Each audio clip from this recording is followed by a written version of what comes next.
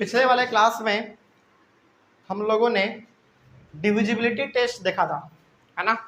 2, 3, 4, 5, 6, 7, 8, 9, 10 और 11 तक, ठीक है। और हमने कहा था कि डिविजिबिलिटी टेस्ट को पढ़ने के बाद आपके सामने कितना ही बड़ा नंबर क्यों ना दे दिया जाए, आप देख के ही बता देंगे कि वो किस नंबर से डिविजिबल है कि नहीं। चलिए, तो उसी को ध्यान में रखते हुए, डिविजिबिलिटी टेस्ट को ही ध्यान में रखते हुए आज हम लोग कुछ सवालों को सॉल्व करेंगे और ये जानने की कोशिश करेंगे कि हम लोगों ने जो कल पढ़ा क्या वो वाकई में लागू होता है कि नहीं सवालों पे। ठीक है, चलिए जानेंगे आज हम लोग इस चीज को। सबसे पहले आपके सामने 1, 2, 3, 4, 5, 6 सवाल है, इसको हम लोग बनाएंगे। चलिए देखते हैं क्या लिखा हुआ। पहला सवाल कह रहा है कि which of the following numbers are divisible by 2। कुछ नंबर यहाँ पे आपके सामने दिए हुए हैं और कहा जा रहा है कि इन सभी नंबर में से बताइए कौन सा ऐसा नंबर है जो कि 2 से डिविजिबल हो जाएगा, यानी कि 2 से जब उसको डिवाइड कर देंगे ना तो रिमाइंडर 0 बचेगा। कौन कौन से ऐसे नंबर है, तो आपको डिवाइड करके नहीं देखना है।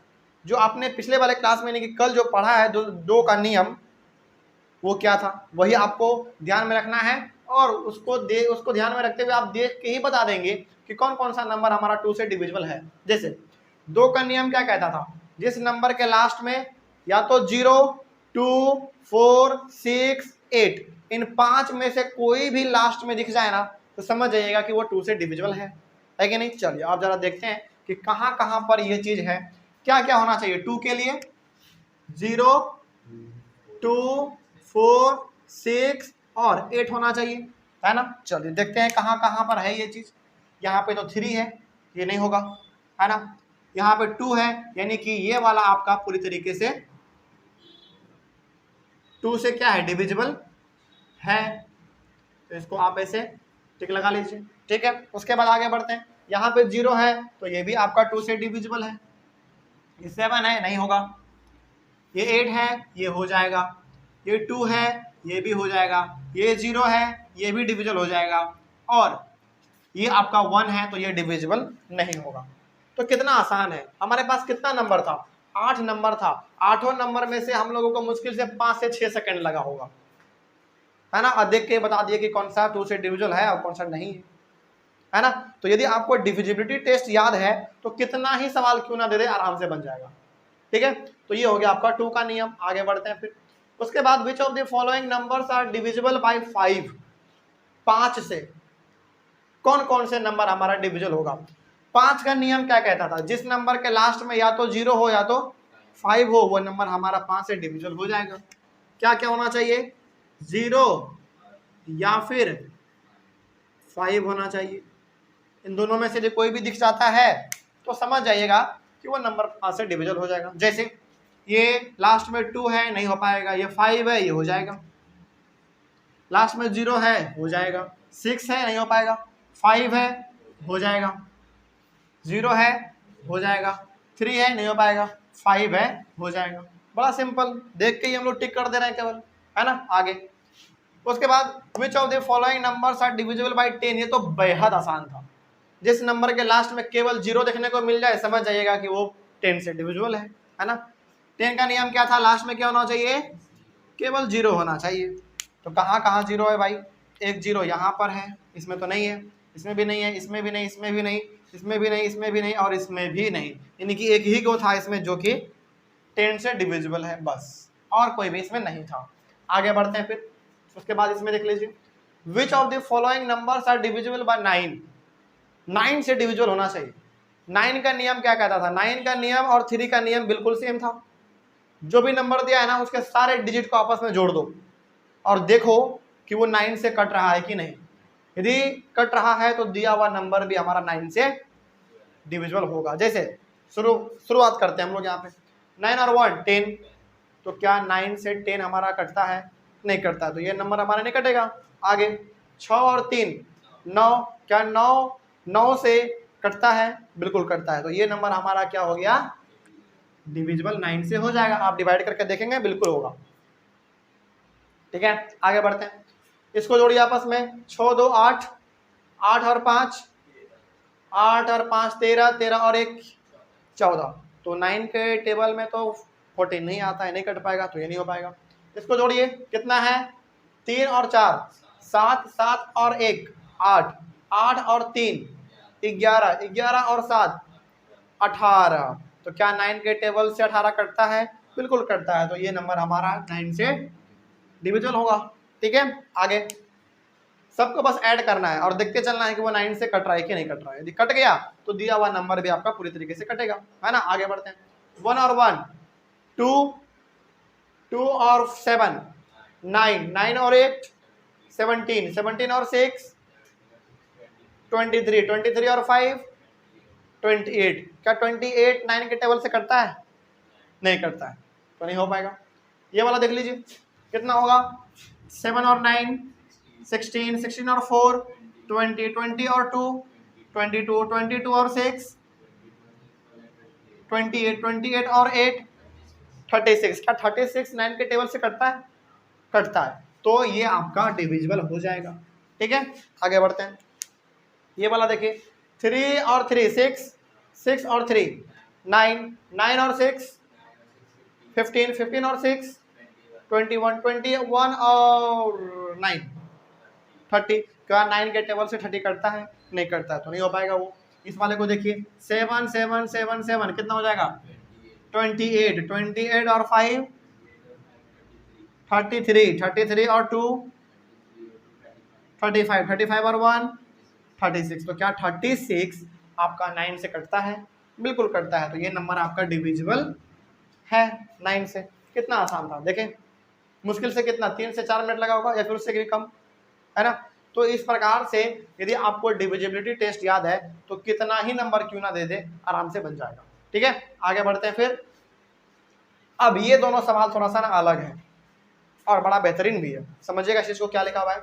लिखा हुआ है find all possible values of x for which the number 7x3 is divisible by 3। Also find each such numbers. यानी कि इसमें दो क्वेश्चन आपसे कहा गया है। ठीक है, यहां पे आपको पहले क्या करना है, पहले यहां पे देखो x का वैल्यू निकालना है आपको। ठीक है, x का यहां पे कितना वैल्यू हो सकता है, जितना हो सकता है सारा निकालना है आपको।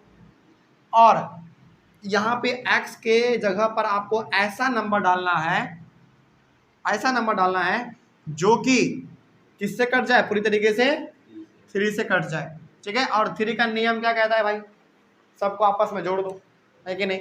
चलो, तो अब आप बताइए कि यहाँ पे लिखा हुआ है, इसका सॉल्यूशन देखिए पहले यहाँ पे ध्यान से। इसका सॉल्यूशन क्या है 7x3 है, 7x3। तो 3 से हमको डिवाइड करना है ना इसको। 3 का नियम कहता है कि जो भी यहाँ पे सबको आपस में जोड़ दो, है ना। चलो, तो 3 और 7 10। क्या 3 से 10 कटता है? नहीं कटता है। तो यहाँ पे x के जगह पर हमको क्या लेना पड़ेगा, पहले 1 लेते हैं। 1 लेंगे तो 10 और 1 11 हो जाएगा, जो कि नहीं कटता है 3 से। यदि हम लोग यहाँ पे x का वैल्यू कितना लेते हैं 2 लेते हैं, 2 लेंगे यदि हम लोग यहाँ पे x का वैल्यू, चलिए मान लीजिए कि यहाँ पे हमने x का वैल्यू कितना ले लिया 2 ले लिया। तो अब सबको जोड़ दीजिए 3 और 2 5, 5 और 7 12। तो क्या 3 के टेबल में 12 कटता है? बिल्कुल कटता है। यानी कि हमको यहाँ पे पहला x का वैल्यू कितना लेना पड़ेगा, x बराबर 2 लेना पड़ेगा पहला। क्यों? क्योंकि यदि हम लोग x के जगह पर यहाँ पे 2 डालेंगे तो क्या बनेगा आपका 12 बनेगा, है ना। और 12 जब बन जाएगा तो 12 जो है हमारा 3 से कटता है। ठीक है, तो यहाँ पे पहला x का वैल्यू कितना आएगा 2 आएगा, 2 आएगा। ठीक है, अब 2 से आगे बढ़ते हैं फिर। ठीक है, यदि यहाँ पे हम लोग x का वैल्यू 3 लेते हैं कितना हो जाएगा 13 हो जाएगा, जो कि नहीं कटता है 3 से। 4 लेंगे तो 14 भी नहीं कटेगा। 5 लेंगे तो 15 कटेगा, बिल्कुल कटेगा। तो यहाँ पे यदि आप x का वैल्यू क्या लेते हैं 5 लेते हैं तो कितना हो जाएगा टोटल 7 और 3 10, और लेना कितना है यहाँ पर 5। तो 10 और 5 15, और 15 जो है आपका 3 से कटता है। तो x का वैल्यू आपका यहाँ पे कितना हो गया 5 हो गया। ठीक है, आगे बढ़ते हैं। और हो सकता है क्या कुछ, देखते हैं। 6 लेंगे तो कितना होगा 16 हो जाएगा, जो कि 3 से नहीं कटता है। 7 लेंगे तो 17 भी नहीं कटता है। ठीक है। और उसके बाद फिर 8 लेंगे तो कितना हो जाएगा, 8 लेंगे तो 15, 16, 17, 18, हाँ 18 हो जाएगा। यानी कि यदि हम लोग यहाँ पे x का वैल्यू कितना लेते हैं, 8 लेते हैं, तो हमारा जो है बन जाएगा 18।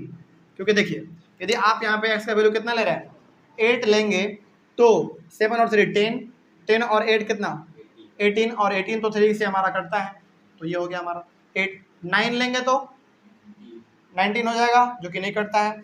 और 10 आप नहीं ले सकते हैं, मालूम है क्यों 10 नहीं ले सकते हैं, क्योंकि यहाँ पे एक ही डिजिट लेना है आपको। 10 हमारा कितना डिजिट हो जाता है, 2, 1 2 1 2, तो आपको यहाँ पे 2 को नहीं लेना है, आपको केवल सिंगल लेना है, सिंगल डिजिट, बस इतना ही हो गया आपका x का वैल्यू।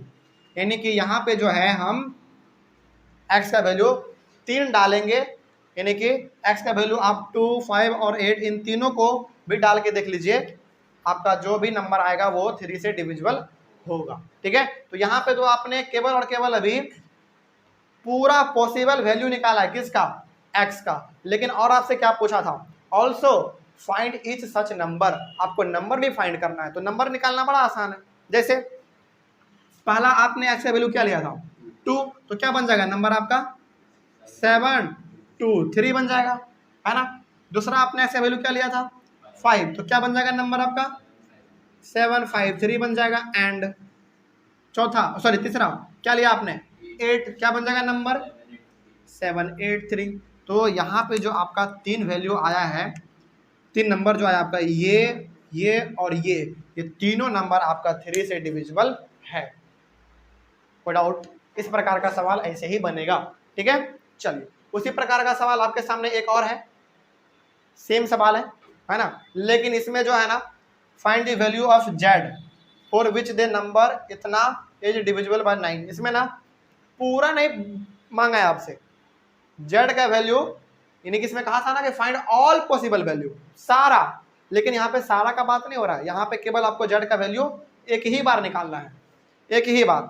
ठीक है, जो कि डिविजिबल किससे होना चाहिए 9 से होना चाहिए। ऑल्सो फाइंड द नंबर, उसके बाद नंबर भी फाइंड करना है आपको, यानी कि वही काम आपको इसमें भी करना है, बस आपको यहाँ पे z का वैल्यू एक ही निकालना है। ठीक है, चलिए निकालते हैं जरा, देखिए इसका सॉल्यूशन। इसका सॉल्यूशन देखिए क्या है भाई, नंबर 4 7 1 z और 8, यही है ना। चलिए 9 से डिविजिबल होना चाहिए, तो 9 का नियम क्या कहता है कि सबको आपस में जोड़ दो, क्योंकि 9 और 3 का नियम तो सेम है ना, तो सबको आपस में जोड़ दो। चलिए जरा जोड़ते हैं, 8 और 1 9, 9 और 7 16, 16 और 4 20, तो 20 तो नहीं करता है ना, तो 20 आया अभी फिलहाल। तो हमको यहाँ पे z के जगह पर ऐसा कौन सा वैल्यू लेना चाहिए जो कि 9 से कट जाए, तो 20 आया। चलो एक एक करके देखेंगे। ठीक है, यदि 1 लेंगे, अच्छा चलो पहले जोड़े हैं तो कितना आया टोटल 20 आया, ठीक ना। 1 लेंगे तो 21 हो जाएगा, जो कि 9 से नहीं करता है। 2 लेंगे तो कितना हो जाएगा 22, वो भी नहीं कटेगा 9 से। 3 लेंगे तो 23, वो भी नहीं करता है। 4 लेंगे तो 24 हो जाएगा, 9 से 24 भी नहीं करता है। 5 लेंगे z का वैल्यू तो 25, वो भी नहीं करता है। 6 लेंगे तो 26, वो भी हमारा 9 से नहीं करता है। 7 लेंगे तो 27, तो क्या 27 9 से करता है, बिल्कुल करता है। तो यहाँ पे जो है आपको z का वैल्यू कितना लेना पड़ेगा, z का वैल्यू यहाँ पर आपको 7 लेना पड़ेगा, क्योंकि यदि आप यहाँ पे 7 डालेंगे और बाकी सबको जोड़ेंगे तो कितना आएगा वैल्यू 27 आएगा, है ना। और 27 जो है वो 9 से डिविजिबल होता है कितने टाइम्स में, 3 टाइम्स में। ठीक है, तो z का वैल्यू आपको कितना आ गया 7 आ गया। उसके बाद क्या पूछा था, also find the number, number आपसे पूछा था, तो नंबर तो और आसान है निकालना। कितना लिखेंगे 4 7 1, z के जगह पर क्या 7 और 8, यही आपका नंबर हो गया। क्या कोई दिक्कत, जल्दी बोलिए। तो यहाँ पे z के जगह पर आपको केवल 7 डालना था, बाकी सब आपका आंसर निकल गया। ठीक है, तो ये हो गया आपका z का वैल्यू, और ये आपका नंबर भी निकल गया, और ये नंबर जो है ना आपका पूरी तरीके से 9 से डिविजिबल होगा। आप इसको ट्राई भी करके करेंगे ना, यानी करके भी देखेंगे तो ये हो जाएगा। ठीक है, तो ये जो आपका वैल्यू आया है ये 9 से डिविजिबल है। ठीक है, चलिए तो तो इस प्रकार का सवाल आपके सामने अब कितना भी दे दिया जाए तो क्या बन जाएगा, बिल्कुल बन जाएगा। ठीक है, इस प्रकार का सवाल आपको एनसीईआरटी और आरएस अग्रवाल दोनों में मिल जाएगा।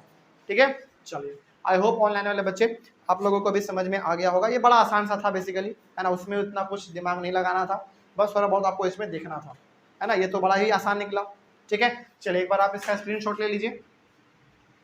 स्क्रीनशॉट लेने के बाद हम लोग अपने अगले वाले क्लास में इसको और आगे बढ़ाएंगे इस चैप्टर को, और अगले वाले क्लास में ही हम लोग इस चैप्टर को खत्म कर देंगे। उसके बाद फिर हम लोग अपने एक नए चैप्टर को स्टार्ट करेंगे। ठीक है, चलिए मिलते हैं अगले क्लास में। तब तक के लिए thank you very much and have a nice day.